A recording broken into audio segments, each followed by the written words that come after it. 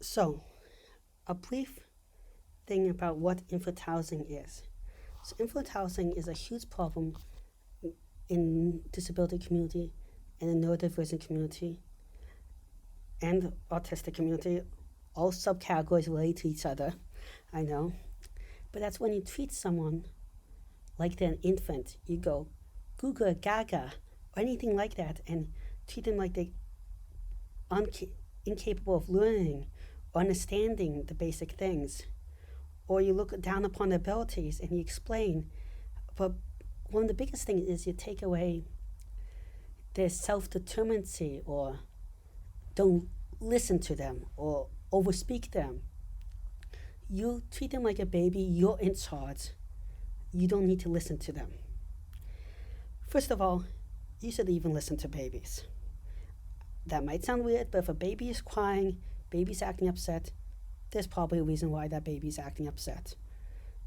Everyone, it doesn't matter who you are, every action has a reason why the action. There's a saying within the autistic and disability community that behavior is communication, and it's very much true. Whenever you see someone act up, try to figure out why they're acting. I mean, it's not for no reason, and maybe if they're acting upset, they have a good reason. Maybe if they're throwing a tantrum, they have a good reason. You might not understand it. It might be that the stomach's upset or something like that. They can't communicate. But beyond that, everybody can learn. Maybe some people are better learning certain things than other people. True, but everyone can learn. And a lot of these concepts you think are really hard to learn are not as hard, it just takes time. And it might take a very long time, but they're not.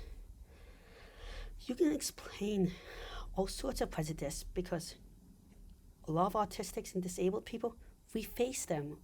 So we know, so if you can make analogies to what we face, so that we other prejudice. Now we might not fully understand it, and you should take an analogy too far because prejudice is different. Ableism is not the same as anti-Semitism, as same as racism and stuff like that. But another thing is, we know the world's unfair, and this is what the big explanation is. So when people treat other people unfair, you can use that explanation of how we're treated unfair, how the world does not make sense, logical, because we know that this world doesn't make sense, and point that out to other people.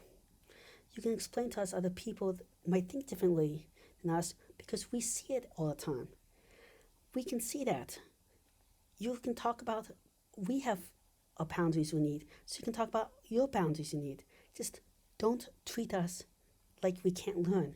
And also, we're not an infant our whole lives, no matter who you are, because things happen to you. I mean, it sounds obvious, but most people go through puberty of some sort or grow, so the body changes. And that means they're going to experience different things, and they're going to notice those changes. And it can also have psychological effects and beyond physiological effects that are not well understood. So, explain to us about our bodies, and it's important because most people that go through puberty have a sex drive. Important thing to talk about. And your body changes. So you have new health problems and new health opportunities, both mental and physical. Important things to somehow communicate. And as many people can do that. You experience stuff beyond physiological changes, just the world going up and you know those patterns and stuff. You might not be able to always express it well, but you know it. And that doesn't mean the core who you are changes, but everyone does change. I personally don't think I changed. I think I've changed some of the most dramatically and least dramatically. I think my changes have come from understanding the world better, not actual emotional changes. And it was understanding myself better, so how I deal with my stuff.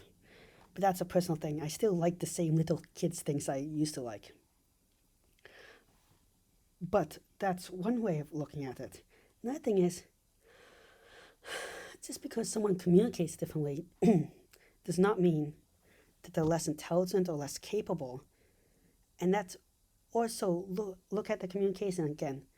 I've talked a couple times about AACs, but if a person uses sign language to communicate, if a person uses a whiteboard to communicate, if a person uses a device like an iPad to communicate, if person uses anything to communicate, they have the opportunity to grow, learn, and develop their own communication that you can learn from too. And this communication is really how we grow. We grow through experience and communicating back and forth. So if you want a person to grow, don't treat them like a baby. Treat them like they have a method to communicate, and keep working on that method and expanding it so you can develop it. And don't go through the hard route of forcing someone that can't talk well to talk. Go through the easy route. The easy route would mean they get to practice thinking, learning about boundaries, learning about themselves, learning about other people, much more, and how to communicate this stuff, which is what's important. And you also learn to respect it. And then if they can communicate the easy way, there's the harder ways to communicate. If they move on to the harder ways of communicating for them, which they may never move on to, they have a basis more with the more complex stuff for the harder ways, and they might have more energy left over because they're not as frustrated or stressed out or everything, so they have more energy to learn other things. Or they may mix up the two for their own way of communication that's not as burdensome for them and works better for everyone around them, or some other equilibrium that they find. I hope you found this interesting, and I hope you learned a little bit about what infantilization is. And I hope you and please like and subscribe to the channel. It really helps out the channel very, very much. I'm trying to reach 1,000 subscribers within a year and 4,000 watch hours, which is really hard, but with your help, I'm sure I can do it. And if you have any idea for future videos or comments, please leave them in the comment section below. Goodbye.